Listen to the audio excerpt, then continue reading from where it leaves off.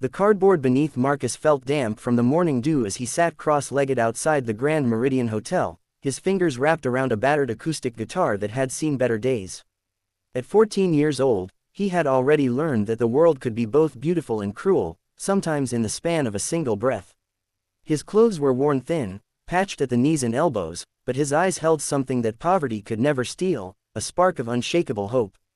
The Grand Meridian towered above him like a monument to everything he had never known. Its golden facade caught the Los Angeles morning sun, transforming it into a beacon of luxury and promise.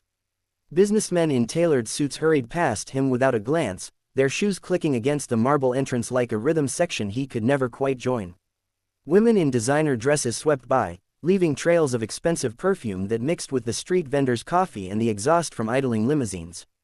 Marcus was invisible to them, just another fixture of the city streets, as unremarkable as the fire hydrant or the newspaper stand. But Marcus had a secret. When he opened his mouth to sing, something extraordinary happened. His voice carried a quality that seemed impossible for someone his age, a rich, soulful resonance that could make the angels themselves pause to listen. He had discovered this gift 3 years ago, after his mother passed away and he found himself truly alone in the world. Music became his companion, his therapist, his reason to wake up each morning. It was the one thing that made him feel connected to something larger than his circumstances. Today, like most days, he positioned himself at his usual spot just outside the hotel's sphere of influence, close enough to catch the attention of guests arriving for the evening's charity gala, but far enough that security wouldn't chase him away immediately. He adjusted the guitar, its strings mismatched and its body scarred with the history of previous owners. Then he began to play. The opening chords rippled through the air, and Marcus closed his eyes. He had chosen a classic, one of those timeless songs that everyone knew but few could truly interpret. As his voice emerged, something shifted in the atmosphere around him. The song spoke of journeys and destinations, of dark desert highways and the eternal struggle between paradise and prison. His young voice somehow contained multitudes, the weariness of someone who had traveled far, the yearning of a soul searching for home, the bittersweet acceptance that some places we can check out from but never truly leave. A woman in a navy business suit stopped mid-stride, her phone call forgotten. A taxi driver turned off his radio to listen. An elderly man with a cane paused at the corner, tears suddenly moistening his weathered cheeks. One by one, a small crowd began to gather, drawn by the pure magic emanating from this ragged boy with the voice of an old soul. Inside the Grand Meridian's opulent lobby, renowned music producer Richard Chen was having the worst day of a notably difficult year.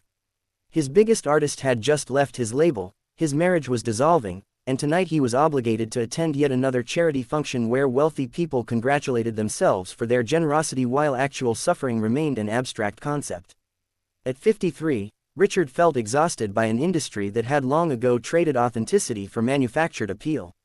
He had spent 3 decades searching for that indefinable quality, true, raw talent that could move people not through spectacle or marketing, but through the pure power of music itself. He was crossing the lobby, already dreading the evening ahead, when he heard it. A voice, floating through the revolving doors like a ghost from another time. Richard stopped so abruptly that the man behind him nearly collided with his back. That voice, it had something he hadn't heard in years. Maybe ever. Richard pushed through the doors and emerged onto the street. The crowd around the boy had grown to perhaps 30 people, all standing transfixed. Some were filming on their phones, but most had simply stopped, allowing themselves to be transported by the music. The boy's eyes were closed, his face tilted upward as if singing to the sky itself. His fingers moved across the guitar strings with surprising skill, and his voice, God, that voice, it carried the weight of genuine experience, of real pain transformed into something beautiful. When the song ended, there was a moment of absolute silence. Then applause erupted, echoing off the building facades. People pressed forward, dropping bills into the boy's open guitar case. Marcus opened his eyes, looking almost surprised to find himself surrounded by people. He offered a shy smile, a glimpse of the child he still was beneath the mature voice. Richard watched as the crowd eventually dispersed, each person walking away changed in some small way. The boy counted his earnings, maybe $40, with the careful attention of someone for whom every dollar meant survival.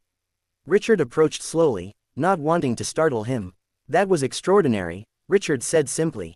Marcus looked up, his dark eyes wary but polite. Thank you, sir. I'm Richard Chen. I work in music. He handed Marcus a business card, though he suspected it might end up in a trash can or traded for something more immediately useful. How long have you been singing? Since I could talk, I guess, Marcus replied, carefully tucking the card into his jacket pocket.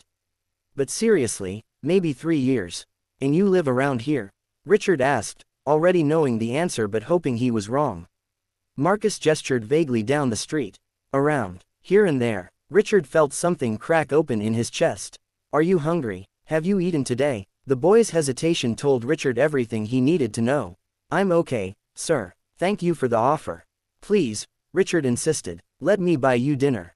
No strings attached. Just one person to another who appreciates good music. Marcus studied him for a long moment, assessing. Finally, he nodded. Okay, but I keep my guitar. Of course, Richard smiled. I wouldn't have it any other way.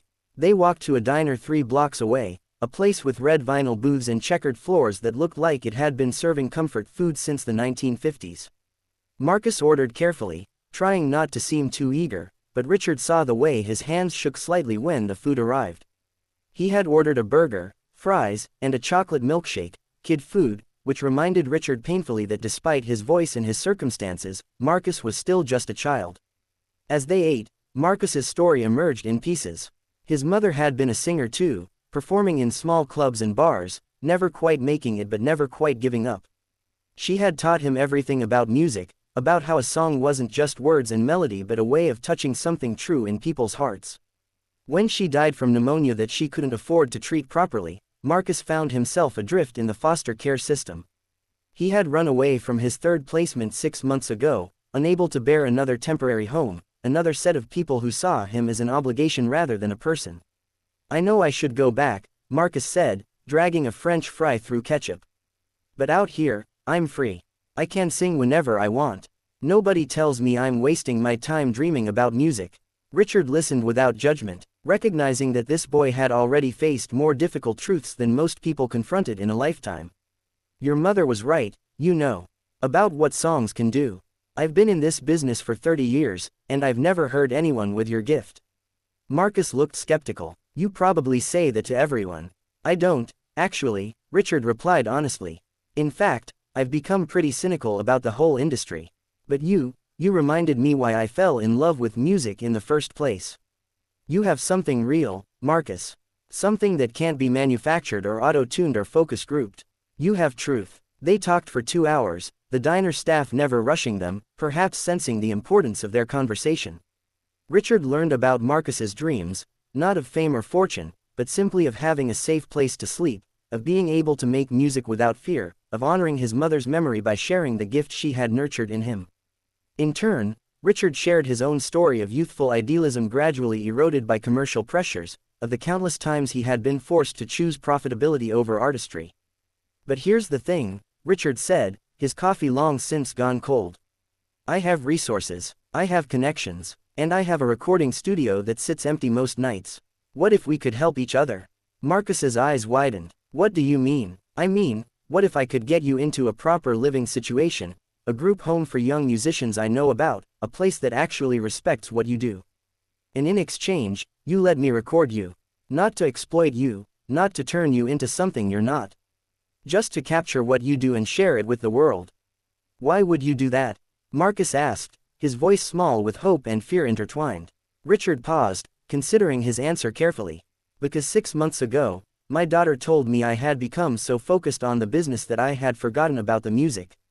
She said I used to come home excited about artists I had discovered, about songs that moved me, about the power of music to change lives. She said I had lost that, and she was right. Hearing you today, it reminded me who I used to be. Who I could be again. Tears welled in Marcus's eyes. I don't want charity, Mr. Chen. It's not charity, Richard assured him. It's collaboration. You have something precious, and I have the means to protect it and share it. We'd be helping each other. That night, instead of sleeping under an overpass, Marcus stayed in Richard's guest room. Instead of worrying about where his next meal would come from, he took a hot shower and found clean clothes waiting for him. And instead of feeling alone, he felt the first stirrings of something he had thought was lost forever, the possibility of family. The next morning, Richard made calls. He contacted the director of the Harmony House, a residential program for talented young musicians from difficult backgrounds. He spoke with a family lawyer about navigating the foster care system. He reached out to his ex-wife, who despite their differences, still shared his fundamental love of music and agreed to help. Within a week, Marcus had a bed, an address, and most importantly, adults in his life who saw his potential rather than just his problems. The recording sessions began 2 weeks later. Richard booked his best studio, brought in talented but ego-free session musicians, and most crucially, created an environment where Marcus felt safe enough to be vulnerable. They recorded the song Marcus had been singing that first day, along with several others, each one a masterpiece of emotional honesty delivered through that impossibly mature voice. But Richard didn't rush to release the music. Instead, he did something that shocked his industry colleagues. He enrolled Marcus in school, made sure he had counseling to process his trauma, and let him simply be a kid for a while. They spent evenings at Richard's house, sometimes making music but just as often watching movies or arguing about sports or cooking dinner together. Richard's daughter, home from college for the summer, became like an older sister to Marcus, teaching him that family didn't have to mean blood. 6 months after that fateful day outside the Grand Meridian, Richard finally released Marcus's recording. But instead of the typical music industry rollout with manufactured backstory and carefully controlled messaging, he simply put the song online with a title, Pure Magic, a voice worth hearing. He included a brief note explaining that all proceeds would go to programs supporting homeless youth and foster children. The response was immediate and overwhelming. The video went viral not because of marketing manipulation, but because people recognized authenticity when they heard it. Marcus's voice, combined with his genuine story, touched something deep in millions of listeners. Media outlets called requesting interviews, but Richard carefully controlled access, always prioritizing Marcus's well-being over publicity opportunities. 1 year later, Marcus stood on the stage of the Grand Meridian's ballroom, not outside on the street, but inside, as the featured performer at the annual charity gala. The room was filled with the same wealthy donors who had once walked past him without a glance, but now they had gathered specifically to hear him sing. He wore a simple but well-fitted suit, his guitar now properly maintained and tuned. Richard watched from the wings, his heart full in a way it hadn't been in years. His daughter stood beside him, squeezing his hand. "You saved him, Dad," she whispered. "No," Richard corrected gently. "He saved me. I was the one who was lost." Marcus began to play, and once again, that extraordinary voice filled the air.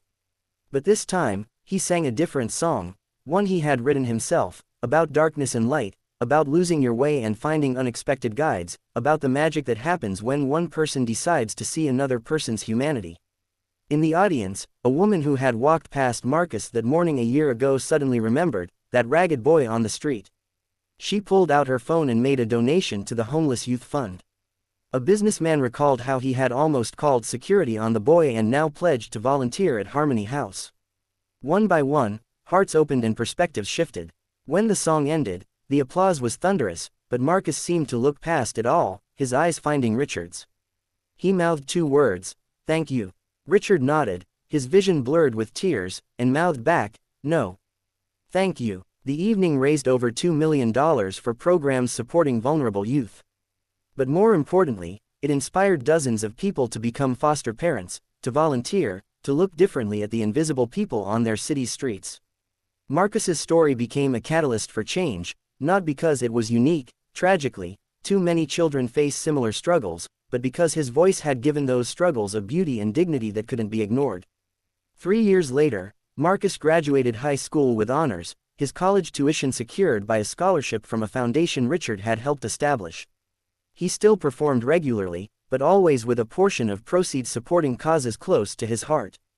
He never forgot the cold mornings on the street, the uncertainty, the fear. But he also never forgot the lesson that one person's choice to truly see another could change everything. Marcus's mother had taught him that music was about touching truth in people's hearts. On a deeper level, she had taught him something even more profound, that every person carries a song within them, a unique melody that the world needs to hear. Some people's songs are loud and obvious, performed on bright stages. Others are quieter, sung in the moments when we choose compassion over convenience, when we see a fellow human being instead of an inconvenience. Richard had heard Marcus's song that day outside the hotel, not just the notes and words, but the deeper music of a resilient spirit refusing to be defeated by circumstance. And in hearing it, Richard had rediscovered his own song, the melody he had almost forgotten, that success without humanity is just noise, but kindness amplified through action becomes a symphony that can change the world. The magic wasn't really in Marcus's voice, extraordinary as it was.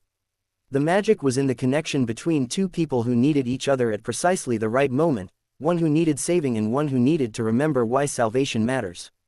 It was in the choice to stop, to listen, to care. It was in the recognition that we all stand outside our own grand meridians sometimes, hoping someone will hear our song. And sometimes, if we're very lucky, someone does. Sometimes someone stops, listens, and decides that this voice, this person, this life matters. Sometimes compassion becomes the bridge between what is and what could be. Sometimes one person's generosity becomes another person's revolution. That's the real magic, not that a poor boy could sing beautifully, but that in a world that often seems determined to pass by without noticing, someone chose to stop and truly listen. Someone chose to see potential instead of poverty, humanity instead of inconvenience, promise instead of problems. We all have that power. Every day, we walk past people with songs worth hearing, with stories worth knowing, with lives worth celebrating. The question is whether we'll stop long enough to listen, whether we'll care enough to act, whether we'll recognize that the voice crying out for help might actually be offering us the very redemption we need. Marcus's voice was pure magic. But the real sorcery was in the listening, in the responding, in the choosing to believe that every person deserves a chance to share their song with the world. That magic is available to all of us. We just have to decide to use it.